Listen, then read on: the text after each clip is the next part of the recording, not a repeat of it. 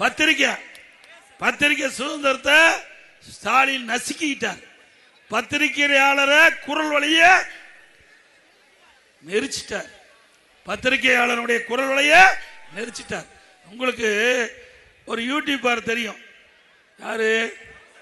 சவுக் சங்கர். அவருடைய தாயார் இன்னைக்கு இறந்துட்டாங்க. பாவம், தாயார் மனவேதையில மன உளைச்சல்ல இறந்துட்டாங்க. சிந்திச்சு பாருங்க. ஒரு அரசாங்கத்தை விமர்சனம் பண்ணிட்டு இருந்தாங்க. நான் இருக்கும்போது கூட விமர்சனம் பண்ணாங்க என்னை பத்தி. அதை ஏத்துக்க வேணும். ஒரு பொறுப்புல வருகின்ற பொழுது விமர்சனம் வந்து அதை ஏத்துக்க வேணும். வேணுமென்றே திட்டமிட்டு சர்வாதிகார போக்கில் இந்த அரசாங்கம் நடந்த காலத்தால அவர் வீட்டில் கொண்டு போய் மலத்தை கொண்டு போய் கொட்டுறாங்க. அவர் வீட்டில் சாக்கடையும் மலத்தையும் கொண்டு போய் கொட்டுகின்ற பொழுது அந்த தாயினுடைய மனம் எப்படி நொந்து போகும் என்று நினைச்சு பாருங்க.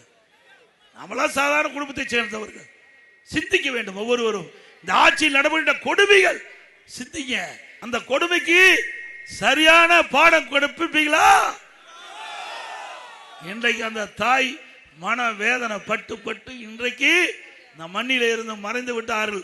இதற்கு காரணமானவர்கள் எதிர்காலத்தில் பதில் சொல்லியே ஆக வேண்டும்.